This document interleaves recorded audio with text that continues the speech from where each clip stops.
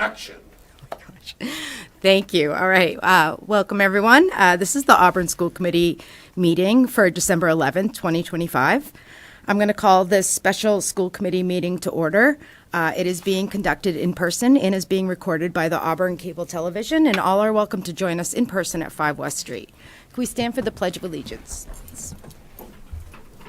I pledge allegiance to the flag of the United States of America and to the republic for which it stands, one nation, under God, indivisible, with liberty and justice for all. Thank you. The vision of the Auburn Public Schools is to educate and prepare students for the opportunities and challenges of a changing world.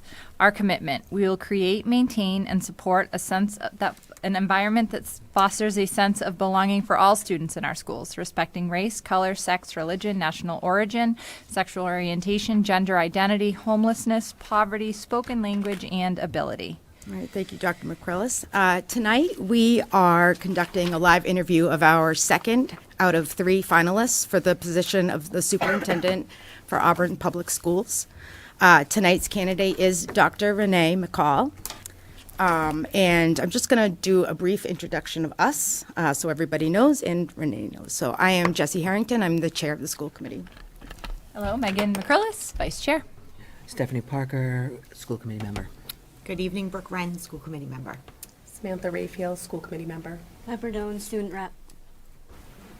All right, thank you. And I just want to thank you. It's been a long day for you especially, but it was outstanding just spending the day with you. And I want to thank you for meeting with all of our focus groups and talking about yourself for like 10 hours straight. So we really appreciate your time, your honesty, and your candor. So this is going to be about 75 minutes, give or take some time. We will let you know when there's 30 minutes left, and then again when there's 10 minutes left. I welcome you to give the opening statement about yourself. We do have 14 questions. If you can open up with a statement about yourself and maybe give us a little bit about the values and characteristics you would bring to Auburn, that would be amazing. And then at the end, I will turn it over to you to do the closing statement. So with that, we'll start it up, and I'll turn it over to you. Thank you. I do want to thank everyone here for your thoughtful consideration and your commitment to finding the next superintendent for the Auburn Public Schools. I have had a fantastic day meeting with so many people. The highlight of my day, however, was meeting with all of the students. I am super impressed by the level of maturity that they bring to the table, their commitment to really making a meaningful difference in the Auburn Public Schools, and just the energy and joy that they brought to me personally. Again, I'm Renee McCall. I am a 20-plus year veteran in education and also a career changer. I am currently the executive director in the Montgomery County Public Schools, which is in Maryland. I, before that, though, was in Boston for many years, as well as most recently in the Newton Public Schools as the assistant superintendent for teaching and learning. So I am here today really bringing all of my experiences and my entire self to really share my experiences, and also to talk a little bit more about my core values. What personally and professionally drives me is a commitment to equity, a commitment to excellence, agency for students, as well as progress in teamwork. And so I hope that those core values are showcased throughout the questions that you have here today. But again, I just want to thank you for your energy and effort today in bringing me in to share my experiences with you all. Great. Awesome. Thank you very much for that. I will start us off with leadership and management. Can you describe your management style? I would say my management style is more of a collaborator and facilitator of conversation. As a teacher, as well as a principal and central office administrator, I think it's important to create the conditions where individuals have the opportunity to share their experiences and that we're learning from one another. So it's not simply me standing in front of the room, sage on the stage, and imparting knowledge upon individuals, but really that this is an exchange of ideas. Through my conversations today, I have realized that there are a number of individuals, professionals, teachers, administrators, who are born here in Auburn, have graduated from Auburn Public Schools, have come back to work for Auburn. And so there is a strong institutional knowledge here. And I think that that would be really useful for a new superintendent coming in, new to the district. And so collectively, I believe that there is so much power in learning from one another, and that there is a willingness and openness to learn from someone who is not from Auburn. So there's that energy to try something new. And so I appreciate the commitment to learning. And so I would say that my management style of facilitation would allow for us to exchange those ideas. And the students that I talked with today, they're also really excited about having the opportunity to engage in a superintendent advisory group. This is, again, creating those channels where students can freely share ideas with me, talk about how their learning experience is going. Because, again, I might have ideas, but I will not have all of the answers. But collectively, with the staff and the leaders and the students, I think together we can bring about positive change. Great. Excellent. Thank you. What are the values that drive your work in public education, and how do these values, how did they form and evolve, and how do you model them? You know, there is a small text that I most recently read. It's called Lead Simply. And it's a small book that you probably can read in about 45, maybe less than 45 minutes. But the ideas and the framework is really straightforward and simple. And the ideas, the three framework elements are model, connect, involve. Right? And so when I think about the core values that I mentioned earlier around equity, excellence, agency, progress, and teamwork, that lends itself nicely for modeling. So you model what you expect to receive back. And so there's this reciprocity of engagement. So if I am fully engaged in the work, then setting an example and modeling that behavior for others. The other thing around connecting. So I want to be sure that I know the students as well as the educators, both professionally and personally. As I mentioned throughout the day today, I would like to know something personal or something that is that brings each individual joy. And that is something that I will remember and constantly draw back to when we're engaging in conversations. I think it's important that students understand that they are seen, valued, and heard, and so that personal connection is really important. And then lastly, the piece around involve. And so as we are making decisions in the district, they should be informed by data, but also the experiences that students have every single day in the classroom, that street level of data is important as we make decisions.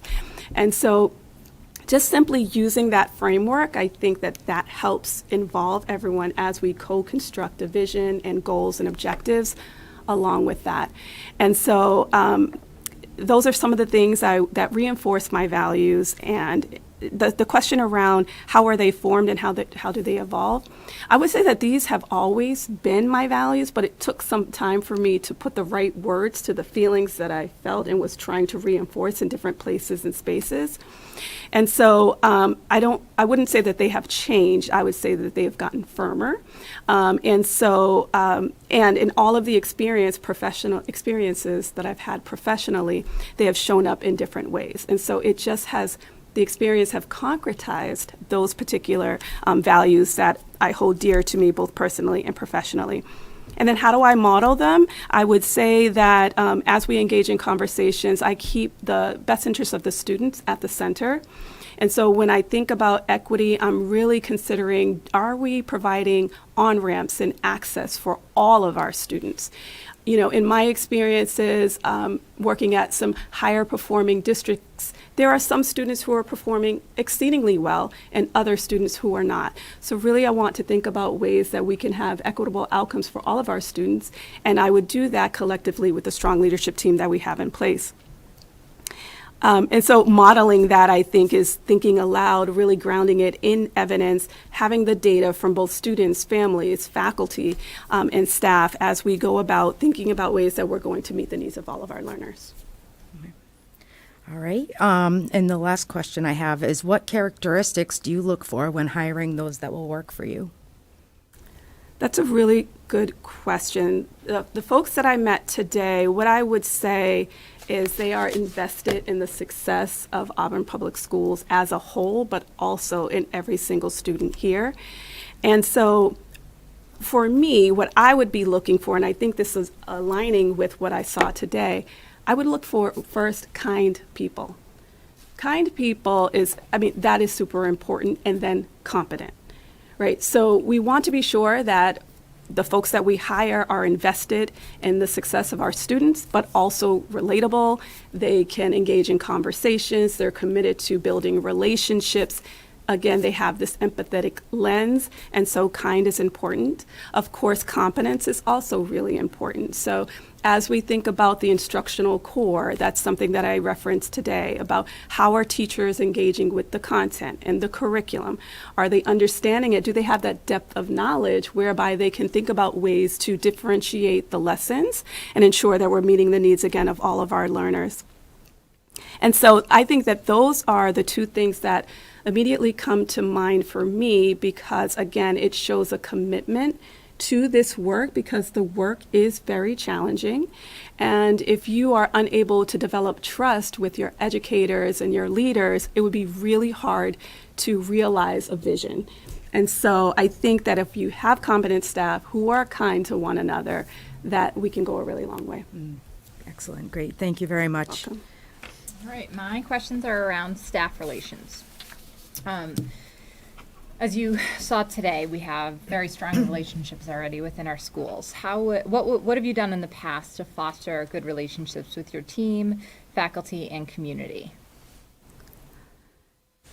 One of the things, that immediately comes to mind for me is relationships matter. And so in the district that I am in currently, we have opportunities to engage in professional development on a routine basis. But we always receive feedback from the educators saying, please make sure you factor in time at the beginning of the sessions just for us to socialize. Because the district is so large that sometimes they don't see each other. And there's just a bunch of time in between the last time that they spoke. And so I do think it's important to factor in some downtime or you are either an icebreaker person or you're not. And so we have to figure that piece out to build up the tolerance around icebreakers because I do think they matter. It allows, again, educators and students to understand our similarities, but also to understand our differences. And so understanding who we are as human beings and just individually outside of the classroom, I think is important. So as we are planning agendas and thinking about professional learning, we want to be sure that we factor in time for educators to just connect. Great, thank you so much. You're welcome. What's your philosophy on labor relations, and how have you built collaborative, respectful relationships, in particular with union leadership in your previous roles? In responding to this question, I would say it is really important, again, to establish solid working relationships with union leadership. This is a proactive approach to identify potential issues and concerns and talk about them and try to address them and solve them well in advance before they become a true problem. And so as you are entering into the negotiation phase of things, that you would have worked it all out in a sense. Of course, some other things will come up and you can address those at the time, but if you have a solid relationship in place, if there is a common goal, and I'm certain that we could really think about centering the students' needs as we engage in conversation. So if there are differences or disagreements, bringing it back to the actual goals and objectives that we're trying to meet is important. And if we have a relationship in place, I think we would also take on an empathetic perspective taking in the sense where you may not necessarily agree with me, but you hear where I'm coming from. And that would go both ways. And so I think that investing the time and energy into developing that relationship is critically important. And so that proactive approach, I believe, to be the philosophy here as we are thinking about labor management relations. And certainly, when you have a solid relationship that is grounded in trust, that mutual respect is there. And you certainly need that when you are up against some challenging conversations. And so you can lean on the fact that, again, we are building bridges across our differences, but we are also, again, working toward the same goal. And sometimes we might lose sight of that. So reminding ourselves of that and figuring out ways that we could be creative and respectful in solving problems goes a long way. Just a quick follow-up on that. Can you just talk about maybe a challenging contract negotiation that you've helped to lead, and what strategies did you use at the bargaining table? Okay, so my experience with contract negotiations really just have been limited to impact bargaining. Okay. And so, thinking about my work with curriculum coordinators and the impact that it had when we had some issues in terms of our budget, some of our coordinators had to go back into the classroom to teach a part of the time. And so thinking about ways that we could address some of the stress and concerns that the curriculum coordinators had as a result of that, that would have been my experience there, figuring out ways that we could alleviate some of the burden in terms of impact bargaining. But one additional thing that I would say around labor management relations is I chair a work group in my current district. And so what happens there is the way that our structure is, we have a superintendent, and then just underneath the superintendent are several chiefs for various areas, such as teaching and learning and facilities, et cetera. So we have about 4 chiefs as well as our 3 union presidents, and we meet on a biweekly basis. This is an opportunity for us, again, to get the issues out on the table, to really take that proactive approach that I talked about earlier. But through these meetings, we are developing and deepening our relationships. And so again, when we encounter those difficult, challenging times and conversations, that we can lean back on our relationships and at the same time recenter our conversations around what's best for kids. Great. Thank you so much. You're welcome. Any other follow-up questions? No? Follow-up question? Yeah. A little bit much. Sorry. Hi. Again, I'm Stephanie. How are you? I am the financial management section, which Wonderful. is everyone's favorite, just so you know. Great. They did that to me on purpose. So I just have a couple of questions for you, one follow-up and a spare. The first one is, how do you ensure budget decisions align with our district goals while staying within the available resources? Yeah, I think this is an excellent question, and I'll first start by saying that your budget is a value statement. And so what you value is where you are allocating your funding. And so if we are valuing a productive and strong learning environment and learning experiences for our students, we want to be sure that the resources are in support of that particular vision. When I think about the 3 elements of the strategic plan in terms of teaching and learning, mental health and well-being of students, as well as community partnerships, I would imagine that the current budget is aligned with those particular goals. Right. And so as we are in the process of thinking about developing a new strategic goal, given the fact that it runs out next June, I believe. And so just reestablishing what our goals are, understanding what the needs are of our community as they constantly change from year to year, thinking about what our students need, and then allocating the budget to ensure that the dollars are where they're needed to ensure a safe and welcoming learning environment for all of our students. You know, and budget constraints are definitely real. And so one of the things I would say is if we're finding that we need additional funding, I think we need to be creative about ways that we could potentially get additional funding, whether it be grant funding, building up our community partnerships, figuring out ways that we might be able to leverage our partners to provide certain services. So just thinking creatively about that, I would help address some of the concerns that potentially could arise. Yeah. In follow-up with that one, if the revenue does fall dramatically or fails to keep up with the need of the district, what are the priorities you would establish in order to make difficult budgetary decisions? You started, and then I think you read that question was next, so. Yeah, no, I appreciate that. Yep. I appreciate that.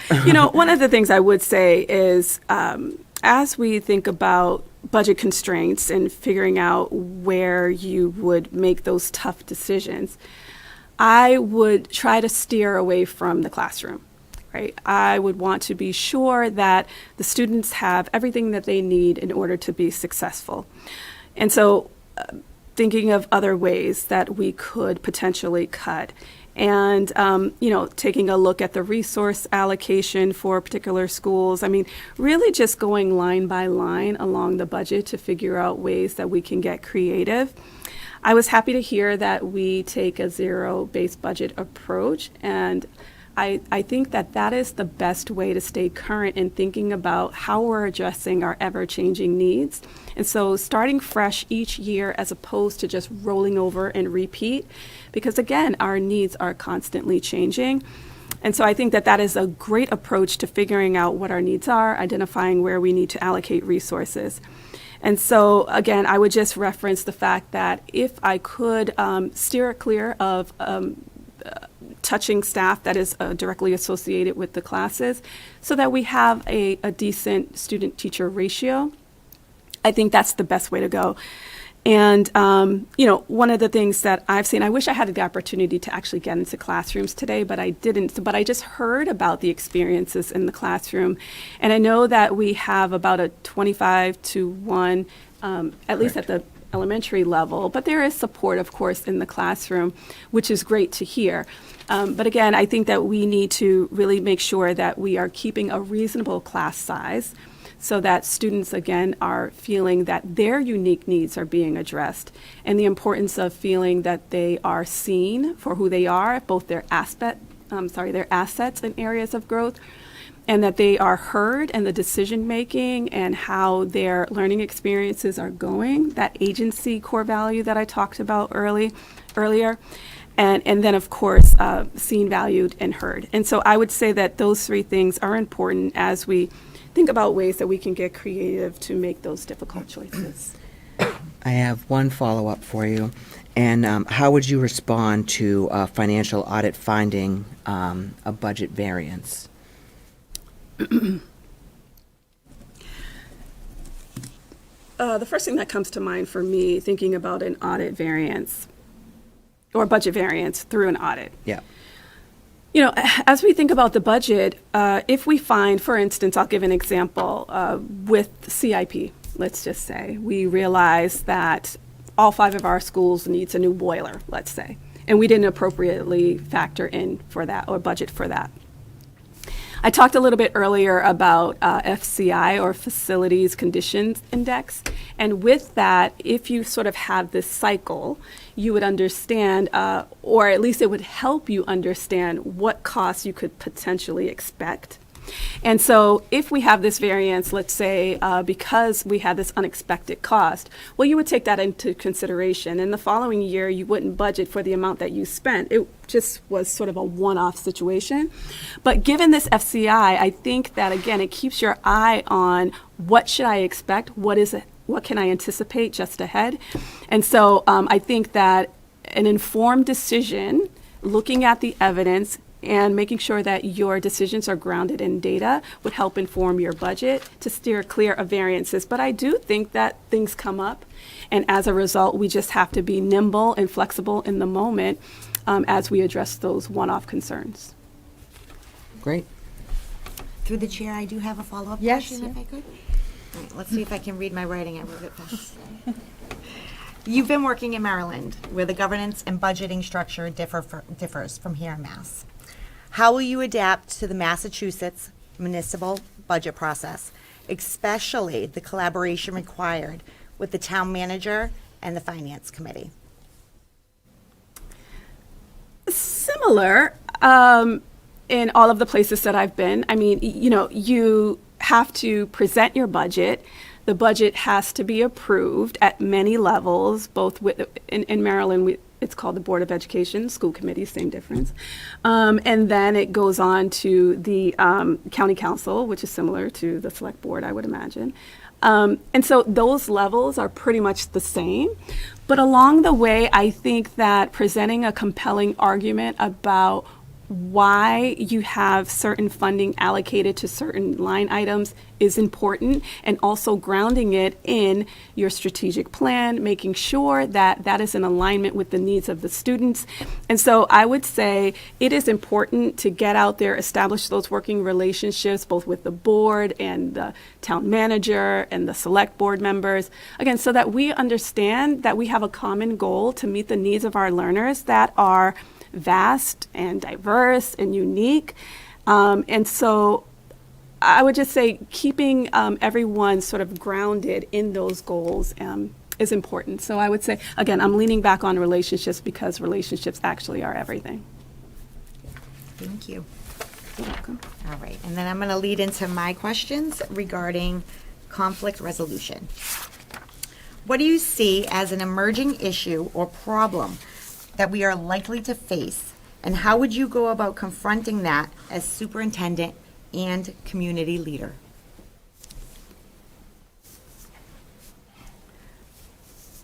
You know, emerging issue or problem sounds very serious. However, what comes to mind for me is the cell phone policy. And we talked a little bit about that today with various groups of people.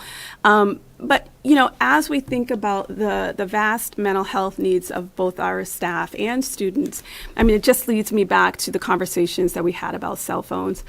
And, you know, one of the texts that I always reference back to is the anxious generation, and many that I have had conversations with today are familiar with the text and understand the impact that cell phones have had on our young people as well as adults even. And just thinking about ways that we're able to manage that and address that. I know that with the cell phone policy, we were able to get feedback from families, but it's not at the level that we would have hoped for. So we've heard from some, but not all. Maybe we won't get all, but it would be great if we heard from the majority. But I don't think we're quite there yet. And I know that we've heard from some students, but not majority of students. And students have various experiences. And so I think uncovering how we are experiencing the existing policy that's in place, we can really think about ways collectively, including families, including students and staff, about if it's working or if it isn't working, but understanding the impact that it might have on our young people. And so, you know, I think that cell phones are a tool. Of course, you could use it for many different things, including research and other things, and not just simply to access social media, let's say. But I do think that students were speaking maturely about the impact that they've seen that cell phone usage have had on some of their peers. And anyway, there are varying opinions about it. And so I would say that it potentially could be an emerging issue or problem, but I think that more broadly addressing mental health of our young people is important, particularly post-pandemic. Wanting to make sure that we have the resources in place where students have someone to talk to about what's happening in their lives and how they are experiencing and managing the demands on their time. And so that's one that has quickly come to mind for me. And, you know, issue or problem makes it sound dire. However, I do think that it is something we can work through together. Can you describe a time you led through crisis? Crisis. Well, if I could change that to a serious concern, if that's okay. I have an example of that in my current district with close to 30,000 employees. All 30,000 employees have been fingerprinted at least once. They had to be fingerprinted to be hired. However, we have, in 2019, we engaged in participation with a program that has continuous monitoring of someone's fingerprints. And so with that, we wanted to include all 30,000 employees into this particular system. We started in 2019, and then, of course, we know what happened in 2020. So for a couple of years, we were unable to get back to restarting that re-fingerprinting process. And so we are working closely with the Office of the Inspector General, who identified that several thousand of our individuals were not in this continuous monitoring system. So the concern for us was to quickly develop a process to re-fingerprint these thousands of employees and do it within a 2 to 3 month period. And so that was a challenge. I would say it was a very big concern, not a crisis, but certainly a serious concern. We wanted to address and alleviate the fear that some families had. They had a concern that their students weren't safe. But we wanted to reassure folks that at least once all of our employees had been fingerprinted, but it was just re-fingerprinting to get them into this continuous monitoring system. And so we had to address some of those fears and then figure out logistically how we were going to be able to make this happen. And so I led that effort along with some really talented folks who are super into logistical planning and figuring out how you get materials and machines to different schools. And we have 211 schools. It was quite an undertaking. And we were able to get through, or actually by this Friday, we'll be completely done with all 211 of our schools, whereby all of the individuals at those schools will have been re-fingerprinted. So I would say that that is a serious concern that I led the effort through, and collaborating with individuals in the school who are able to ensure that teachers were getting into the place where we can get them quickly re-fingerprinted and back to class. And again, I think continuous communication with the Board of Education or the school committee so that they understand the progress we were making on a weekly basis was really important. So the sense of transparency and the rebuilding of trust was there. We also put this in staff bulletins and notified families that we were doing this and when we were going to be at particular schools. And so I think making sure that there's a clear communication plan for folks is important to address any misunderstandings. And so that's an example I would give for that. Okay. I lost where I was. How do you approach decision-making and communication in moments of pressure or public scrutiny? How would you handle the media and social media?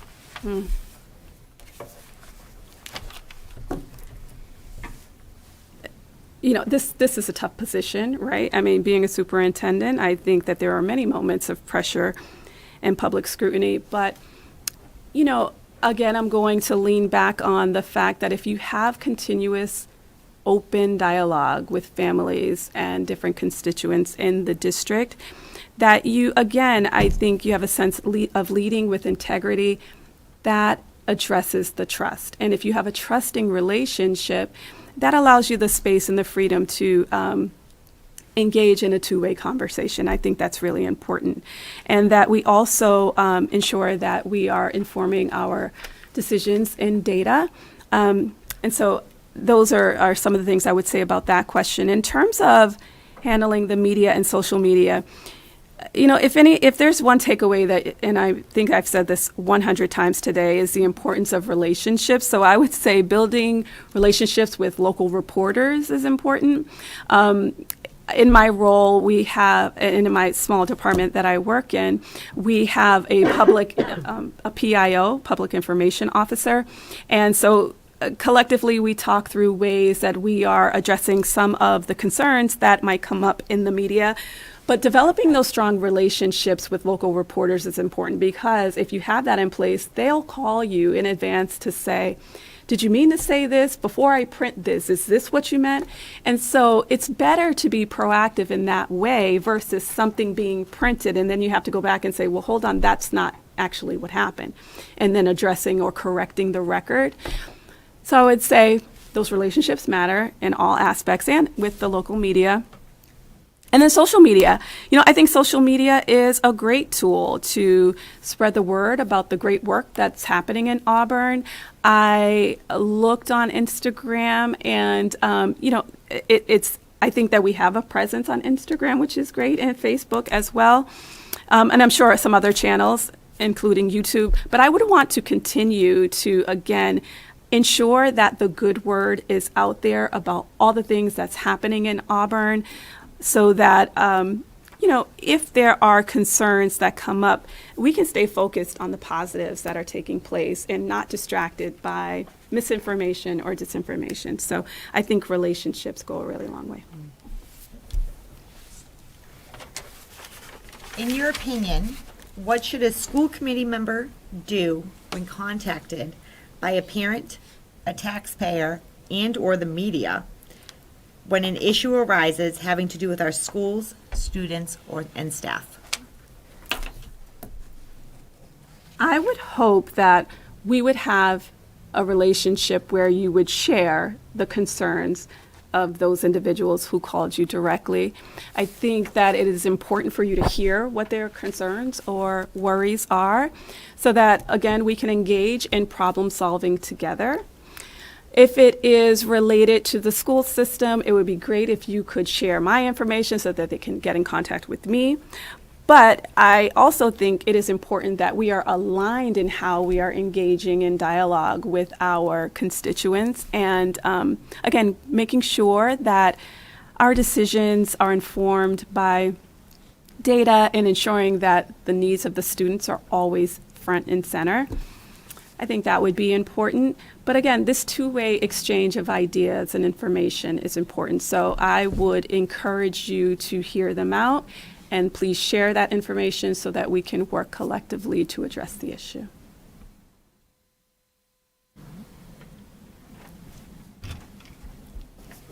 One last question, and then I'll hand it off to Sam. How do you handle a caregiver in the district that has concerns that focus on their own children and expect change, even if it doesn't benefit the entire student body? Well, that's common, and I would say, Everyday right, as a parent, of course, you're going to have your child front and center as you are making connections with folks, and so I can empathize with that for sure. And I would certainly want to hear the parent out and understand what the concerns are. And hopefully together we can think about ways and the offerings that we already have in place so that we can sort of match that up. It could very well be that the parent is not aware of a program or a resource that we have. So really just engaging in dialogue about what the specific need is and figuring out within the structure that we have how we could address that. And then the piece around, well, if it doesn't benefit everybody, I mean, that's an interesting aspect of the question. But again, I can empathize with a parent who's leading with the needs of their specific children. I think that we, and me personally as a superintendent, would want to be sure that I'm addressing the individual needs of every single family and student, but also thinking more broadly about the needs of all students in Auburn Public Schools. So there is this sort of give and take and understanding that it's not just one but all, but your one concerns are also very important to me. Thank you so much. You're welcome. Thank you. So my question is on vision and strategic planning. So as you said, we're on the cusp of starting to construct our new 5-year strategic plan. Please tell us about a time that you led a multi-year strategic initiative in a district. What was your role in doing that, and what obstacles did you encounter, and what measurable results were achieved by the end of that plan period? An example that comes to mind for me is in a previous district where I was working to help adopt a new elementary literacy curriculum. And so in the district, in multi-year, this actually took place over maybe 2 years. And so in the district, there were many of the lessons were homegrown. They were written by teachers, many different teachers and instructional specialists, and so there may not necessarily have been coherence across those lessons. And we knew that some of our students were performing well, but not all of our students. And so when we keep equity in mind, we want to ensure that we have access and on-ramps for all students. And what we realized is that we needed to invest in a curriculum. And so there was some mindset work that needed to take place as teachers were moving away from leaning on those lessons that they've taught for many years to then learning something brand new. And so that was a challenge. And then empathizing with that change management, I think, was certainly a key aspect of this particular initiative. The other piece that I would say was it was really important that we invested in the process of ensuring that teachers were, again, invested in this process. And so we had teachers pilot several of the three particular curriculum that we were piloting. And we piloted for almost a year. And then so we collected that data both from students and from teachers, and as well as families, to understand if any of the reading behaviors had changed for students. So we're talking elementary age students, and we wanted to know, were students finding joy in reading the text and engaging with the text? Did they see themselves in the text? And so gathering that data from the students, also how they were experiencing the text, and if they also found them engaging. And so with that data collected from those various groups of folks over a period of time, and then finding emerging themes that were, again, surfacing through that process was important. So it's the managing the mindsets of teachers, helping them switch or move away from those homegrown lessons to this new curriculum, leveraging the data about what's working with the three curriculum and what's not, and then figuring out ways that we were also engaging the community. So we created a microsite for the community to sort of look through the various aspects of the three curricula. And some of the feedback we got back from families was, well, I'm not a literacy expert or a reading expert, and I'm not quite sure what I'm looking at. And so inviting them in to engage in conversations so that, again, they feel like they are a part of the process. So that was really important. And so I would say that those three aspects, managing those over several or a couple of years, was important. And so my role as the assistant superintendent was to make sure that we are engaging in those conversations about what's working and what's not. And so we landed on one particular curriculum and we rolled that out. And in the first year of implementation, we started with K through 2, I believe, and then the following year it was 3 through 5. So now we're talking about a 3 or 4 year transition to the curriculum. And so I think that there were a lot of moving pieces in that process. I think that we needed to have investment not only from the students, but the teachers and the families to reinforce what we are learning in the classroom and support those positive reading habits at home. And so let's see, obstacles. I would say that change is hard in general. And so helping teachers and leaders through that change process was really important. And how do we measure success on that was, so we had a rubric, and I'm not remembering, there were about 4 different criteria that we were looking for as we were engaging in classrooms to see how students were engaging and if there was consistency in how teachers were delivering the content. I remember one of the criteria being making sure that the teacher did not lessen the rigor as they were making adaptations to the curriculum. And so, teachers know their students best. And so you don't necessarily have to read a script word for word. You're going to make adjustments leaning on your expertise and understanding what your student needs are.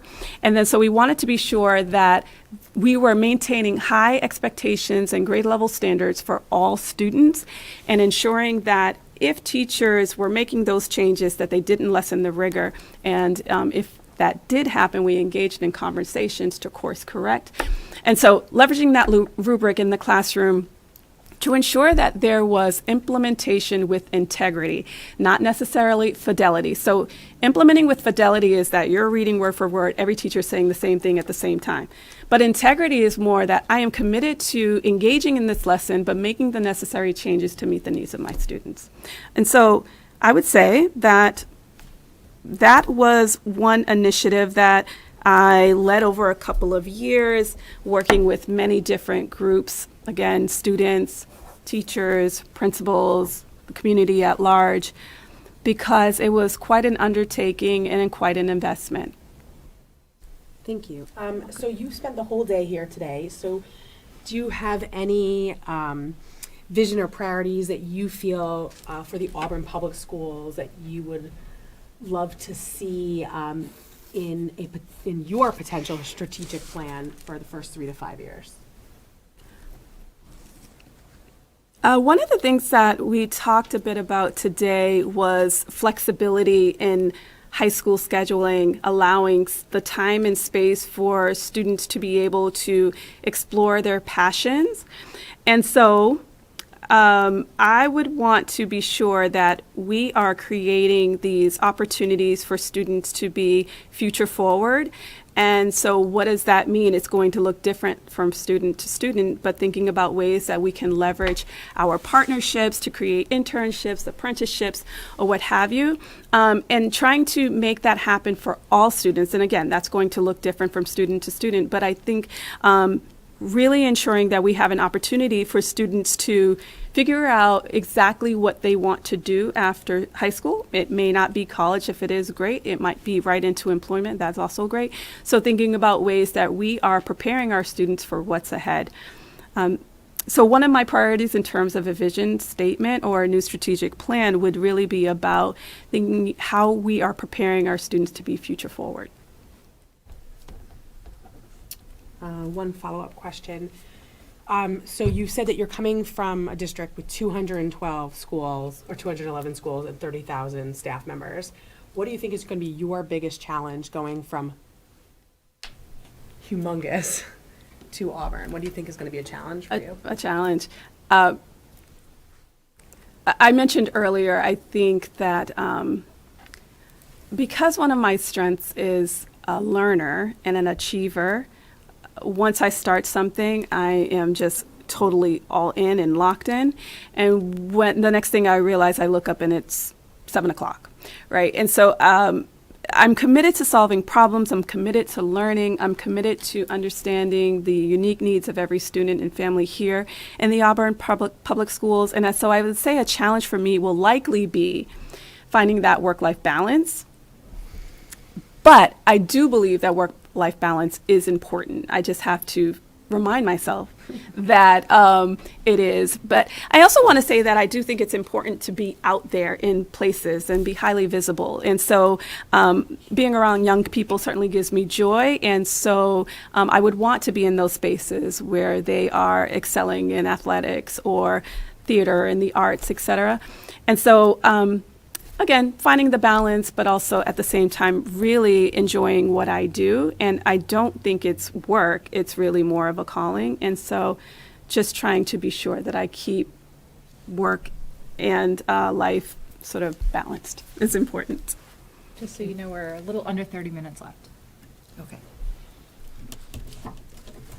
Like seconds. Like 29 minutes and 50 seconds. Thank you for that. You're up, Piper.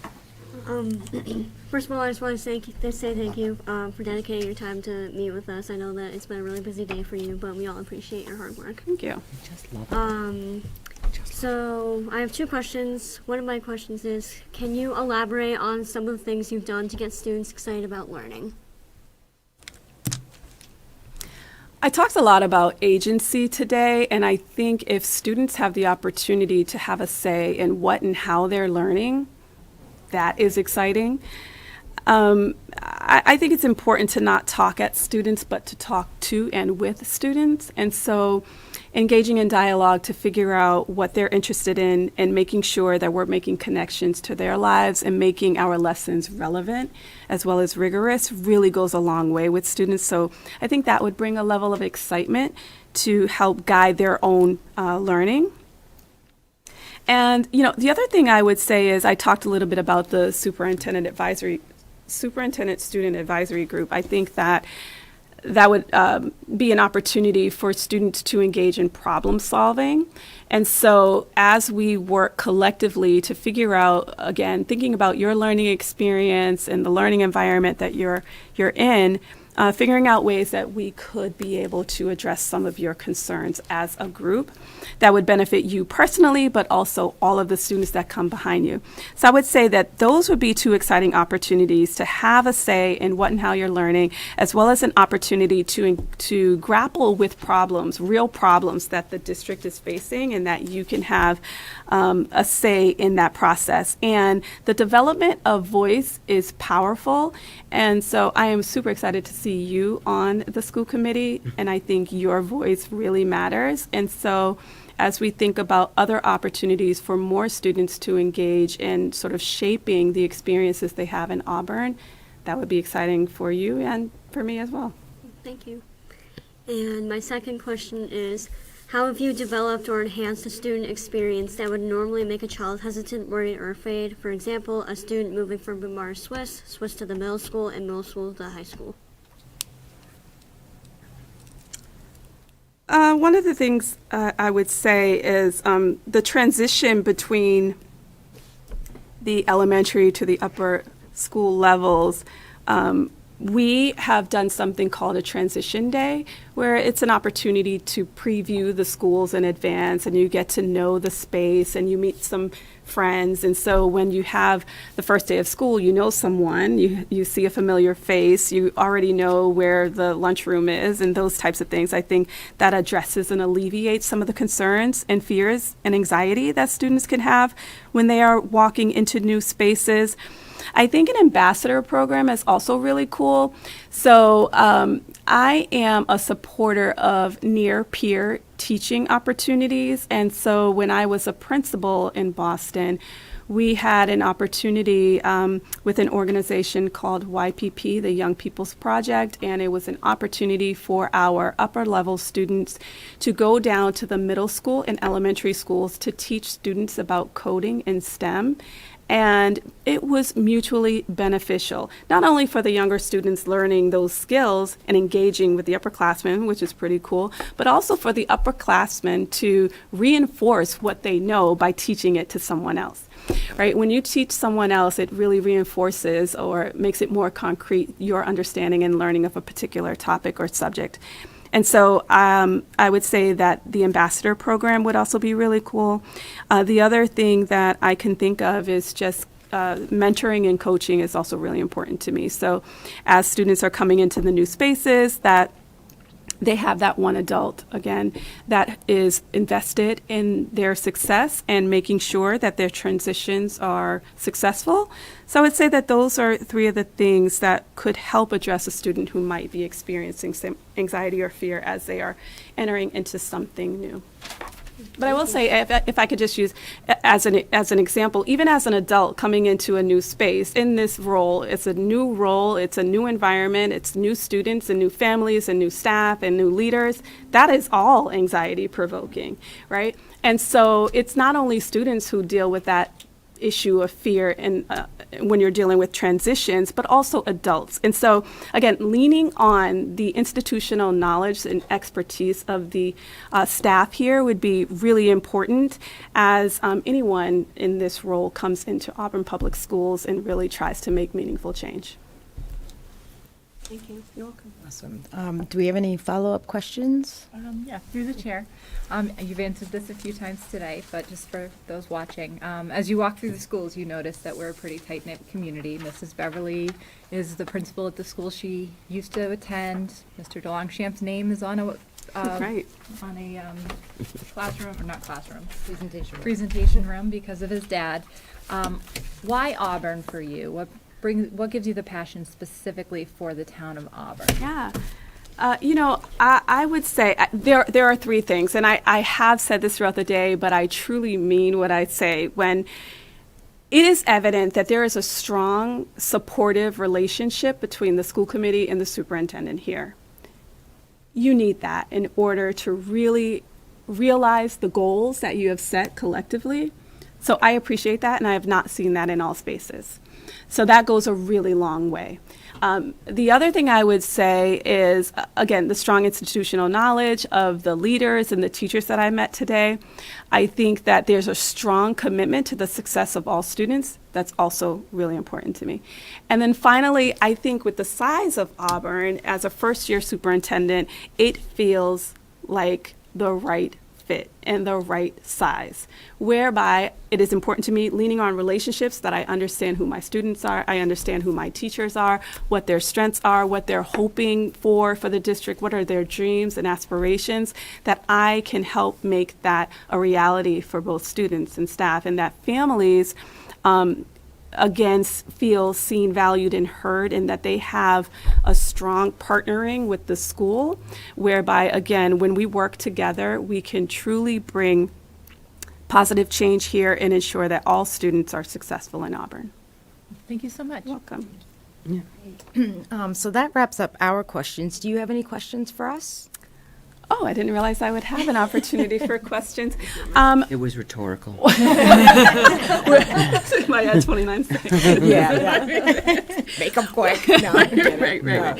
Well, I would just say, what compelled you to run for school committee here in Auburn? You go ahead, Jesse. No. You could take it. Almost 12 years now I've been on the committee. Yeah, so I started when my daughter entered kindergarten. I started actually doing PTO, our parent-teacher organization. And I was the president of that. Strangely enough, it felt like a normal step to go on to here, to school committee. But yeah, it's been rewarding to work with the superintendents and the teachers. And I have to say what compelled me, and still does, is the faculty, the amazing teachers that we have. They changed my kids' lives every day. And it was just, it's such we've gone over, and you've heard it all day long, is a welcoming community. And so I think that is my drive. So, but Yeah, through the chair, my dad was on school committee in the 80s, and he was the one who shut down the school and changed the whole thing and made me have to drive all the way across the town to bring my kids to elementary school. But I am an Auburn resident. My dad was an Auburn resident. My grandfather was an Auburn resident. I bleed blue. I love the town. I lived in a neighboring district for about 2 years, and when I got pregnant with my daughter, there was nowhere else I wanted to raise them. I think I was telling you earlier, either my children had the same teachers as me, or there's someone familiar that I graduated with or I went to school with. And so that was a major reason for me. I also could never do PTO because I'm not very crafty, I'm not very organized, and I'm the type B one on the committee. So wouldn't have worked for me. But I can't think of a better place to raise my children and put them through a school. The teachers are phenomenal. My daughter's COVID teacher still takes them out to try to bridge that gap, and she's in 8th grade. I too started when my daughter was in kindergarten. So I think my job is to be here for the entire district. I spent COVID swabbing kids for, the test and stay, I think 92 3rd to 5th graders every morning to help them out. Just because I love Auburn, I love the teachers, I love the kids. Yeah. I too started when my son started here in kindergarten, but he's only in 2nd grade now. you're our newbie. Yeah, I'm the newest member to the school committee. I don't know, it started with, hey, you live in Auburn. Like let's talk about this for a second. And as everyone was telling me about it, I just kind of went, okay, all right, I'm in. All right, let's see what this is about. And me not being a teacher is another piece. Like, teachers call me, your son this, or, the principal calls me, whatever. And I kind of try to understand what they're saying. I'm like, I don't understand. And then I come here and I go, I don't understand. And they go, see? And I go, oh, this is great. Oh, this is for me. Now I can understand more and be an active participant in our community and just see all the kids. I mean, this is like no other district. We had to go to a conference, and I was like, I guess we are blessed here, and I will take it, and I will be here for the next 12. Before I lived in Auburn, I worked long, long ago at the Mary D. Stone School, which is no longer open now. And my mother-in-law was a principal at Mary D. Stone School. And then I moved to Auburn, started a family, started my career more, and I never thought I would join school committee. I never even entered my mind any of the town politics, anything like that. But as I got older, the more invested in the community I became. And the community became very important to me. The town became important to me. The residents became important to me. And it just progressed from there and made me want to be more involved in that aspect. So during COVID, when all of our children were suffering at home with us, my neighbor was on school committee, Megan, and we would talk, and I saw the challenges she was facing, and a lot of times we would talk, and she would ask me questions from the teacher perspective, and because I've been an educator 20 years, and one of the things that I came home one day and I said to my husband, I was like, maybe I should run for school committee, because Megan and I have been talking, and I see the challenges that they're facing, and it's hard when you don't have an educator's voice sometimes to like balance. So I decided to run. This is my second term. I don't think Freya was I think Freya was in third grade when I started, and moved to town about 10 years ago. And my family have always been volunteers, and I just thought it was a great way to get involved in the town and just use my expertise from the teacher perspective in a different way. And it has been so rewarding. I see what my children are going through in the schools, and I'm like, they are having an unbelievable experience, and they have some fantastic teachers and fantastic admins, and I feel so welcomed when I come into the school. And not as someone who wasn't born and raised even in Massachusetts, I find that like just the environment is so welcoming, and it has made me really want to continue. And so I see my kids flourishing, and I see them doing well and happy. And to me, like that matters more than anything, that when they go into school every day, they want to be there. And on the way home from school today, my daughter was telling me about this teacher and laughing and how she nicknames the teachers. And I'm like, this means my daughter's in a good place and she's happy.